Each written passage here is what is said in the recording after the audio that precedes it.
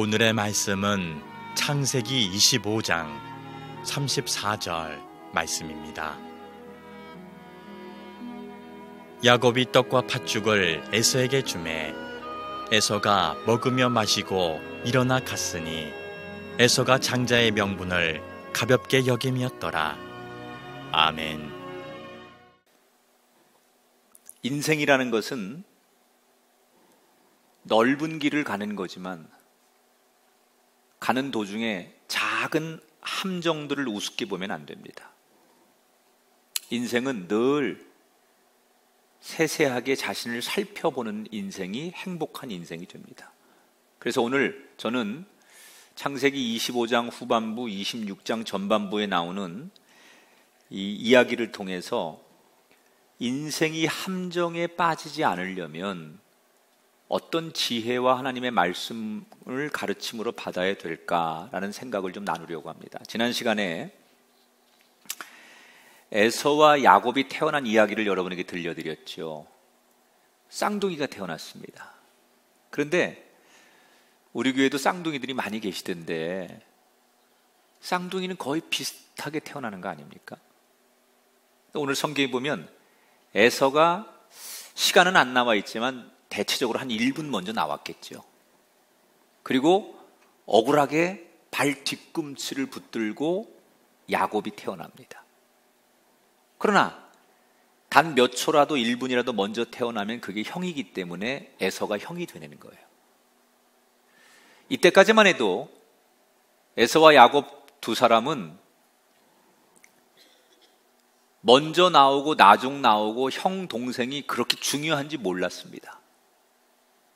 그러나 할아버지 아브라함을 통해서 하나님이 장자의 축복권이라는 것을 주셨다라는 것을 가르침을 받으면서 자라면서 이 장자의 복, 먼저 태어나는 게 얼마나 중요한 건가를 서서히 알게 되는 거예요. 이때부터 에서와 야곱은 눈빛이 달라집니다. 구약 성경에 보면 장자가 받는 축복은 크게 두 가지로 나눌 수 있어요. 첫째는 세상적인 복을 장자는 많이 받습니다. 우선 부모의 유산을 2배로 받습니다. 그 이스라엘 사람들이 굉장히 지혜로운 거예요. 왜냐하면 장자가 부모님을 나중에 모시기 때문에 부모를 모시는 그 장자에게는 재산을 애초부터 2배를 더 주는 거예요. 그리고 보통 그 집안의 모든 대소사의 결정권을 장자가 갖습니다. 두 번째 복은 영적인 복인데 하나님께서 이 땅을 구원할 메시아를 이미 보내시려고 계획하죠. 근데 그 흐름이, 그 가계도가 누구한테 가요? 장자에게 가는 거예요. 통로가. 그러니까 엄청난 거죠. 또 그 가정의 영적인 축복권, 이것을 장자가 갖습니다. 그러니까 장자가 된다는 건 단 1분 사이로 몇 초 사이로 먼저 태어났어도 내가 장자라고 부름을 받는 건 엄청난 거예요. 그래서 그랬는지 이 사실을 알게 된 형 에서는 내가 장자라는 것 때문에 늘 자신감이 넘쳤어요. 반면에 야곱은 그게 늘 억울한 거예요. 아니, 쌍둥이로 태어났는데 거의 비슷하게 태어났는데 형에 비하면 나는 갖는 권리가 너무 없는 거예요. 얻는 게 없는 거예요. 그래서 나도 형만큼 그런 걸 누려야 되는데 그걸 갖지 못한 것 때문에 늘 열등감, 그리고 형에 대한 부러움, 이런 것이 동생 야곱에게 있었어요. 형이 가지고 있는 저 장자권을 나도 가졌으면 얼마나 좋을까, 그렇게 소원하고 마음으로 열망하지만 이미 되돌릴 수가 없는 거예요. 엄마 뱃속에 다 들어갔다가 다시 태어날 수도 없기 때문에 장자권을 생각한다면 이건 꿈을 꾸는 수밖에 없는 거예요. 자, 두 형제가 쭉 자라면서 성격대로 커갑니다. 자신감과 활동적인 형 에서는 그 당시에 가장 인기 있는 직업이었던 사냥꾼이 됩니다. 여러분, 고대 사회에서는 공부하는 것보다 장수들, 힘을 드러내는 활동적인 사람들이 영웅 취급을 받지 않습니까?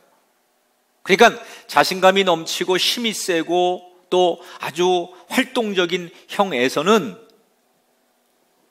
그 당시 사람들이 선호하는 사냥꾼이 되어서 사람들에게 박수를 받고 우러러움을 받는 영웅 취급을 받는 직업으로 가지요. 그리고 그에 비해서 좀 열등감과 내성적인 성격을 가졌던 야곱은 집에서 부모를 돕는 목축업에 종사하죠. 양들을 돌보는 일을 해요. 그렇게 두 형제가 자라는 가운데 오늘 성경에 어떤 사건이 하나 일어납니다. 하루는 동생이 집에서 음식을 장만하고 있었어요. 성경에는 붉은 죽을 끓이고 있다 그러는데 그냥 통상적으로 아마 팥죽을 쓰고 있었을 것이다, 이렇게 이제 얘기하죠. 근데 때마침 밖에 사냥을 나갔던 형 에서가 돌아오는데 그날따라 한 마리의 사냥감도 얻지를 못하고 돌아온 거예요. 그리고 쫄쫄이 굶었어요. 집에 들어오자마자 너무 배가 고픈데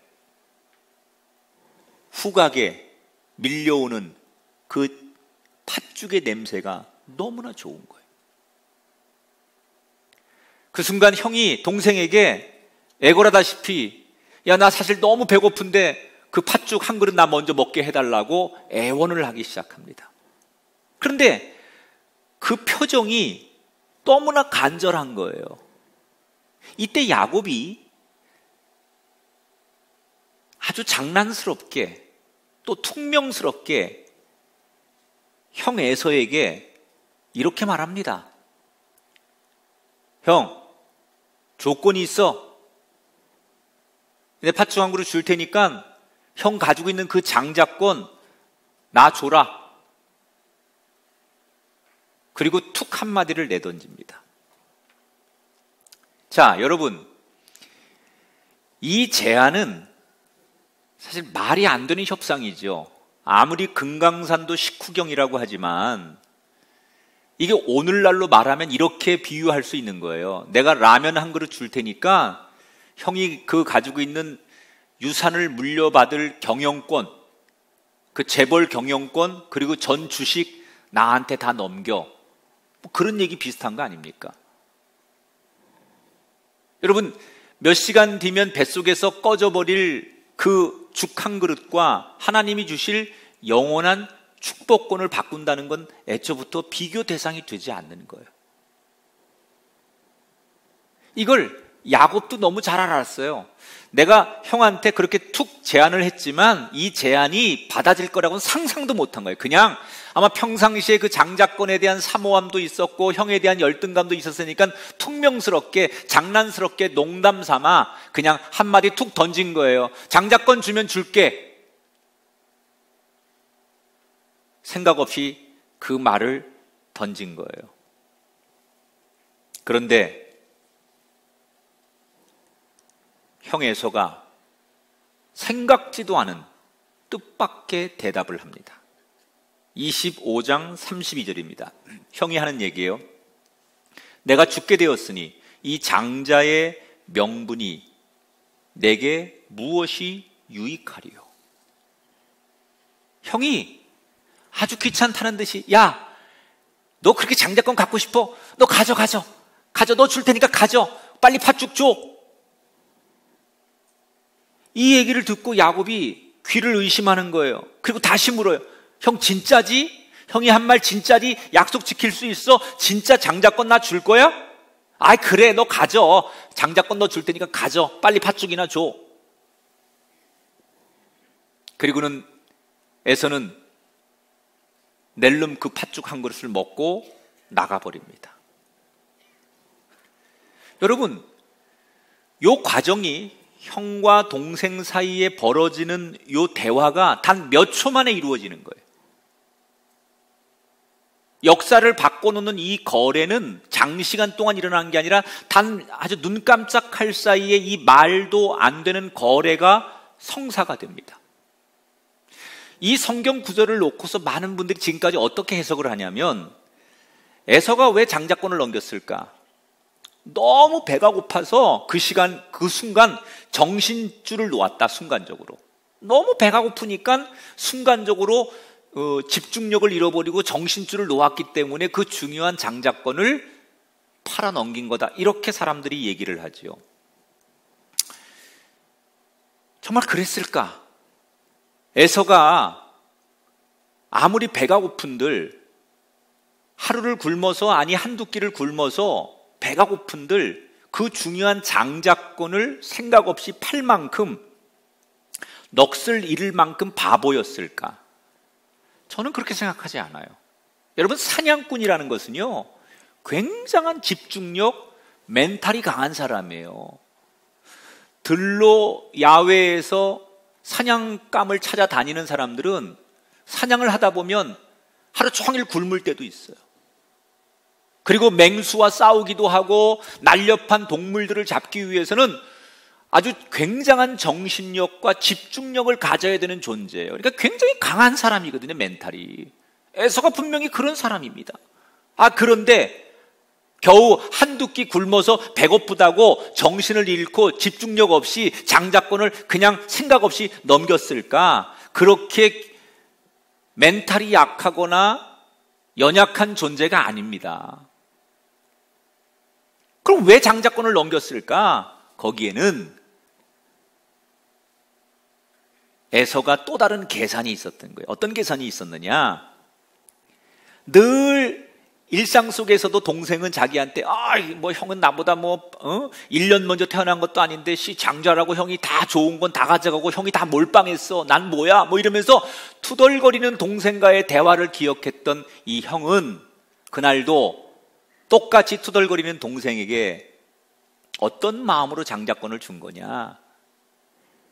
말로 내가 너한테 그래 너 장자권 가져 라고 기분 좋게 한번 준다고 한들 장자권이 진짜로 바꿔지는 게 아니라는 걸 에서는 아는 거예요. 여러분, 그렇지 않아요? 내가 형인데 동생이 내가 형 한번 해보고 싶어. 그렇다고 해서 그래 너 오늘 네가 형 해. 그런다고 해서 진짜로 형과 동생이 바뀝니까? 먼저 태어난 장자는 이미 정해져 있는데 네가 해. 알았어. 네가 장자권 가져. 그런다고 해서 본질이 바뀝니까? 안 바뀌는 걸 에서는 너무나 잘 알고 있었다는 거예요. 그냥 기분 좋게 동생이 칭얼거리니까 그래 알았어. 너 가져. 한번 너 해. 이렇게 장난스럽게 넘겼다는 거예요.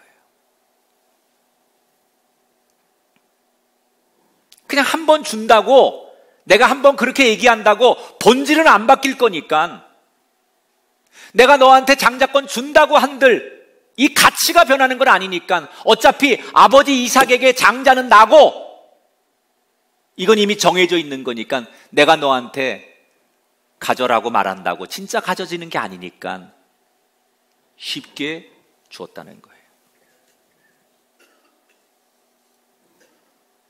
야곱은 형한테 장자권을 내가 얻었다고 해서 좋아했지요. 그러나 그 모습을 지켜보는 에서는 뒤에서 씩 웃고 있었을 거예요. 사실 이 두 사람의 대화 속에서 실질적인 승자는 야곱이 아닌 에서입니다. 그렇잖아요? 장자권 너 준다고 진짜 장자권이 가는 게 아니라는 걸 에서도 알고 있어요. 그런데 에서가 여기서 놓친 게 하나 있어요. 이 대화에서 에서가 미처 생각하지 못한 게 하나 있어요. 사람들은 그렇게 생각할 수 있는데 과연 하나님도 그렇게 생각하실까? 복은 누가 주는 거예요? 하나님이 주시는 거예요. 장자권이라는 복은 아버지가 주는 게 아니라 하나님이 주는 거예요. 그런데 에서는 아버지에게 사람들에게는 변함없을 거라고 생각했는데 실제로 장자권의 축복을 주시는 하나님은 이 대화를 어떻게 들으시고 어떻게 판단하셨을까를 생각하지 않았던 거예요. 이 과정을 하나님이 다 지켜보고 계셨어요.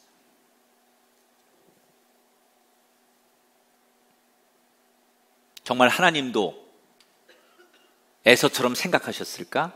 자, 오늘 성경에 하나님은 이 장면을 어떻게 평가하는지 34절을 같이 한번 읽어보겠습니다. 시작. 야곱이 떡과 팥죽을 에서에게 주매 에서가 먹으며 마시고 일어나 갔으니 에서가 장자의 명분을 가볍게 여김이었더라. 하나님 뭐라고 평가하세요? 에서가 내가 너에게 준 이 영적인 축복권, 장자의 축복권을 가볍게 여기는 것을 하나님이 보셨다는 거예요. 에서는 인간적으로 세상적으로 그냥 한번 농담처럼 줬다가 얼마든지 뺏을 수 있다고 생각하고 그래도 된다고 생각했어요. 그런데 이게 에서가 평생 땅을 칠 함정이 되는 거예요. 한 번은 괜찮겠지. 한 번 정도 그렇게 해도 별일 없겠지. 인간적인 생각. 그런데 이것을 보신 하나님이 다 기억하시는 거예요.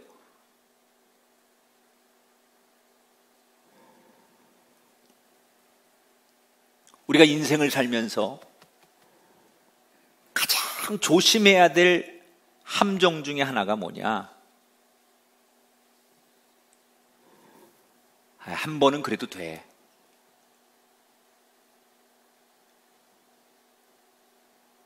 이 한 번쯤이라고 하는 얘기. 이거 어떻게 보면 굉장히 지혜로운 얘기입니다. 야, 한 번 정도는 그렇게 해도 돼.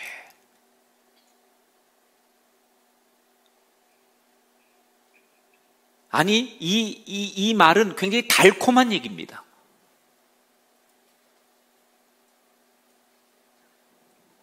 얼마나 지혜로운 얘기입니까? 야, 지혜롭게 한 번은 그렇게 해도 돼. 너무 그렇게 딱딱하게 하지 말고 한 번만 그렇게 해. 이게 함정이라는 거예요. 이것 때문에 낭패를 보는 사람이 얼마나 많은 줄 아십니까? 이번에 N번방에 가입했다가 걸린 사람들이 하나같이 하는 말이 뭔 줄 알아요? 딱 한 번 봤어요. 상담을 하다 보면 알코올 중독, 마약 중독 이런 분들 상담하다 보면요, 그분들 공통적으로 하는 얘기가 있어요. 어쩌다 이렇게 되었습니까? 얘기하면 똑같은 얘기를 합니다. 처음에는 호기심으로 딱 한 번만 해보자라고 시작했다가 점점 빠져들었다는 거예요. 여러분, 이 문제는 신앙적으로 들어오면 더 엄격해야 됩니다. 아니, 딱 한 번 하고 내일 회개하고 내일부터 잘하면 되지. 여러분, 성경에 먹지 말라고 한 선악과 딱 한 번 먹었을 뿐인데 그 딱 한 번의 함정에 빠져서 인류가 영원토록 힘든 거예요. 우상에게 절하지 말아야 되는 거, 이거 여러분 한 번도 하면 안 되는 일이에요. 절대로 안 되는 일이에요. 근데 우리는 일상에서 딱 한 번을 수없이 경험했기 때문에 별일 없을 거라고 우리가 타협하기 때문에 세상의 관점에서 이 함정에 너무나 빠졌기 때문에 영적인 문제에서도 똑같은 오류를 범한다는 거죠. 딱 한 번의 함정을 조심해야 돼요.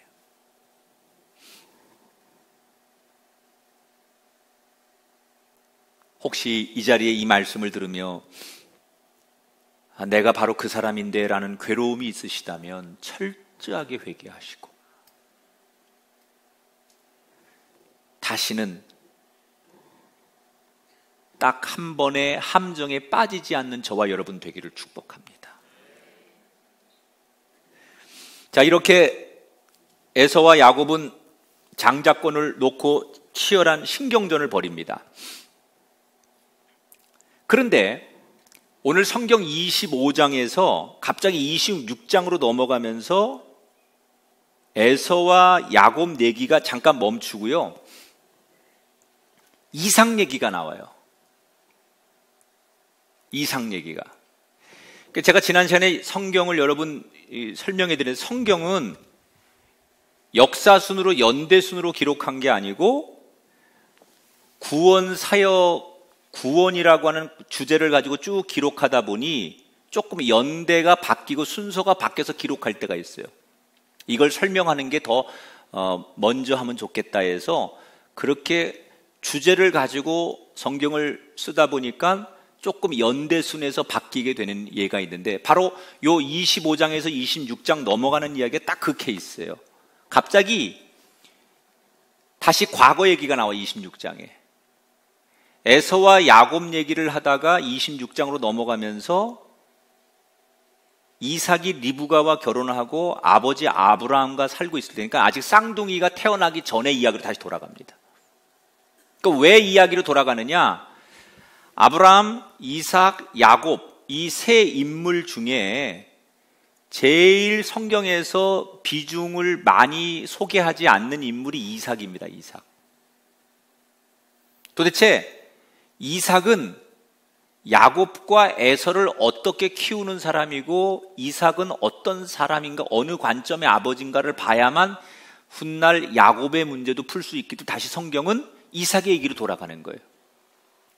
자, 이삭이 26장에 보니까 어느 날 리브가와 아버지와 살고 있을 때, 아직 자식이 없을 때예요. 자기가 살던 땅에 엄청난 흉년이 듭니다. 먹을 게 없는 거예요. 그래서 이 어디 가서 먹을 걸 구해야 되는데 제일 먼저 생각나는 게 뭐냐? 이집트로 가야 되겠다.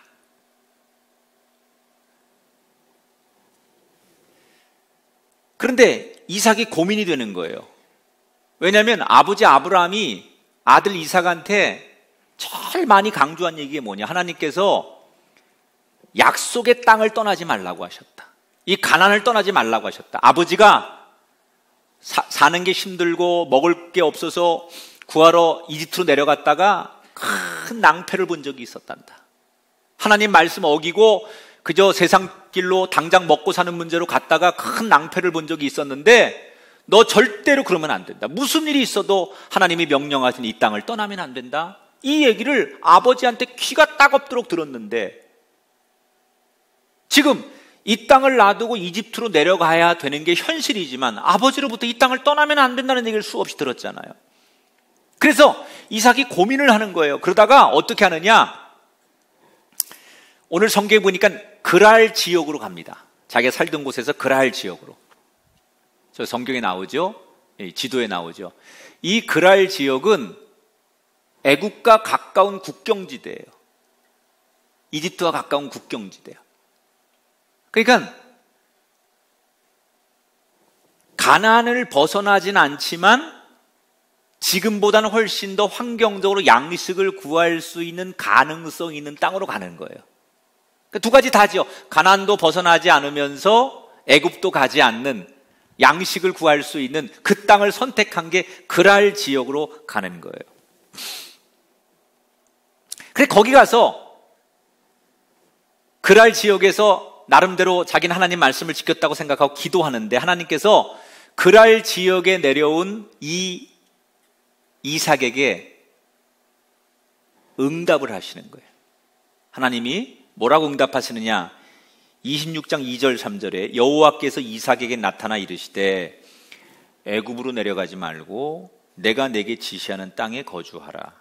이 땅에 거류하면 내가 너와 함께 있어 내게 복을 주고 내가 이 모든 땅을 너와 내 자손에게 주리라. 따라합시다. 여기 거하면 내가 너와 함께 하리라. 자, 여기는 어디예요? 먹을 것이 없는 곳이에요. 아직 이집트로 가야만 먹을 것이 있어요. 아버지 아브라함 때도 먹을 게 없고 흉년이 들면 이집트로 갔어요. 이삭도 먹을 게 없으니까 이집트로 가겠대요. 왜 사람들은 먹을 게 없으면 자꾸 이집트로 가려고 할까? 이건 이유가 있는 거예요. 지정학적으로 이집트, 애굽은 그 나라에 큰 그 나일강 강줄기가 있습니다. 곳곳에 강이 많아요. 큰 나일강 강줄기를 비롯해서 강들이 많습니다. 그래서 땅 자체가 풍요롭습니다. 농사 짓기에 좋고 먹을 것이 많아요. 가뭄이 없어요. 그런데 가나안은 강이 없습니다. 그래서 이 가나안 땅에서 농사를 지으려면 성경에 나오는 대로 이른 비와 늦은 비가 그때그때마다 오지 않으면 농사를 지을 수 없고 먹을 것을 구할 수 없는 곳이 가나안이에요.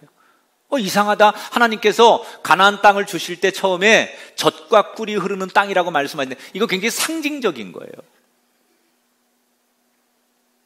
전체 땅으로 놓고 보면 이집트는 훨씬 더 곡창지대고 이 가나안 이스라엘 사람들이 사는 땅은 황량한 땅이라고요.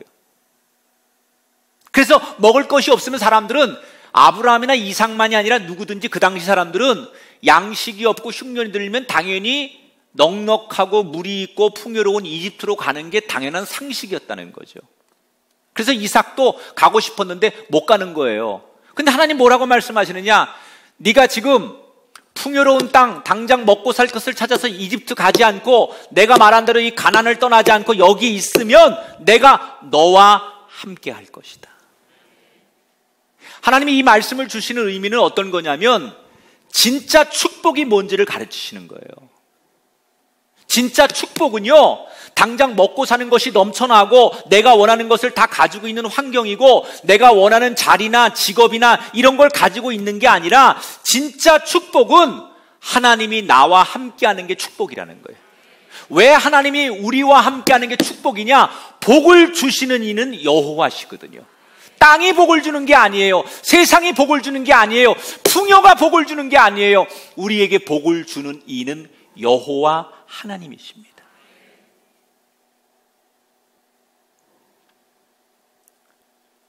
여러분, 지금 여러분이 살고 있는 땅이, 여러분의 인생이, 가정의 경제 상황이 넉넉하지 않을지라도 풍요로운 나일강이 흐르는 넉넉한 인생과 여러분이 원하는 인생만큼의 제공을 받지 않는 삶일지라도 하나님이 나와 함께 하시면 고달픈 내 인생길에 하루하루 열심히 살아야 되고 겨우겨우 살아야 하는 내 인생이고 자식들 키우느라고 고생하면서 근심하고 살 수밖에 없는 내 인생이지만 여전히 나와 함께 하시는 하나님이 내 인생에 동행하신다면 여러분은 분명히 축복을 받은 사람이라는 거예요. 지금을 보장하는 애굽으로 달려갈 것이냐, 미래를 보장하는 하나님의 약속의 말씀에 엎드릴 것이냐, 이것이 그리스도인의 딜레마예요. 그런데 성경에 나오는 모든 영웅들은 당장 먹을 걸 찾아서 가는 게 아니라 지금 아무것도 보이지 않아도 하나님을 신뢰하기 때문에 결국 미래의 주인공이 되는 사람들이에요. 사랑하는 여러분, 내려가지 마시고 글 아래 머물렀던 이삭의 인생이 저와 여러분의 인생이 되기를 축복합니다. 근데 여기서 이삭이 큰 해프닝 하나를 만나죠. 이 글 아래 머무는 동안에 하나님이 이제 그렇게 이삭을 축복하시고 위로하시면서 그 글 아래 머물러 있는데, 그래서 글 아래 머무는 거예요. 어떻게 될지 모르지만 하나님께서 있으라고 하니까 있는 거예요. 그런데 글 아래 있는 동안에 마음속에 불안감이 하나 있었어요. 어떤 불안이냐면 자기 와이프 리브가가 너무 예쁜 거예요. 그래서 혼자 이런 생각을 합니다.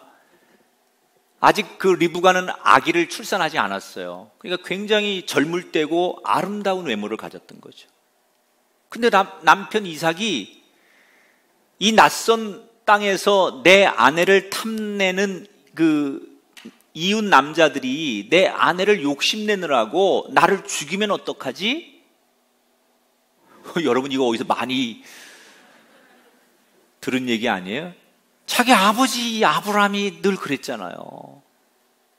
그래서 와이프라고 안 하고 여동생이라고 해가지고 망신 당하고 꼬이고 그런 적이 한두 번이 아니었는데 아들도 그러네. 아들도 유전이야, 유전. 아들도 그래. 이삭도 그러는 거야, 이삭도. 그래서 자기 아내 리브가를 아내라고 안 하고 사람들에게 여동생이라고 소개하는 엄청난 죄를 대를 이어 짓게 돼요. 그런데 이렇게 어처구니 없는 거짓말을 한 이 이삭에게 자기 아내로 인해서 아무 일도 안 일어나요.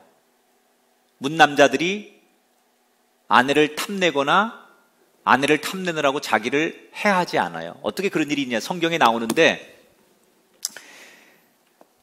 여동생이라고 속였는데 어느 날 이삭과 리브가가 집에서 몰래 이렇게 뽀뽀를 하는 거야. 끌어안고. 부부니까. 근데 이거를 누가 봤네. 들켰어요. 그래서 불려가가지고 야, 너 여동생이라는데 여동생하고 뽀뽀하냐? 사실대로 얘기해봐. 그래서 할 수 없이 이삭이 울면서 내가 두려워서 아내라고 말 못하고 여동생이라고 했는데 용서해 주십시오 라고 해서 이 사건이 해프닝으로 끝나요. 그러니까 아버지하고 좀 다르죠. 이 사건이 끝나요. 자, 이 해프닝에서 우리는 두 번째, 우리가 인생을 살아가면서 빠지는 함정을 조심해야 할 게 있는데, 왜 이삭은 이런 두려움 때문에 이런 말도 안 되는 해프닝을 겪게 되느냐? 그것은 세상 사람들, 세상을 보니까 두려운 거예요. 왜 두렵습니까? 세상을 보니까 두려운 거예요. 세상은 너무 무서운 거예요. 세상이 너무 위협적으로 느껴지는 거예요.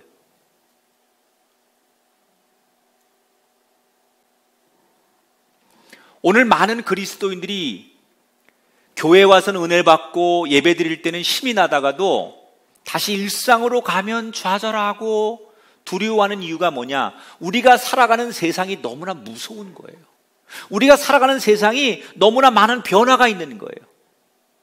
자꾸 세상은 바뀌고 그 세상을 따라갈 수 없으니까 우리는 지치고 그래서 두려운 거예요. 여러분, 우리가 믿는 하나님은 어떤 분입니까? 세상이 아무리 변해도 여전히 변치 않고 그 자리에 계신 분이 하나님이십니다. 세상이 변하는데 그 변화를 주관하고 주도하는 분은 하나님이십니다. 변화 너머에 계시는 변치 않는 하나님을 바라봐야 이 세상의 두려움의 함정에 빠지지 않는 그리스도인이 된다는 거예요. 세상을 바라보면 여전히 두려운 거예요. 근데 이게 결국 함정이라는 거예요. 그렇게 세상 바라보면서 요동치는 세상 앞에 걱정하고 한숨 쉬고 어떻게 하지라고 하는 함정에 빠지면 못 나와요.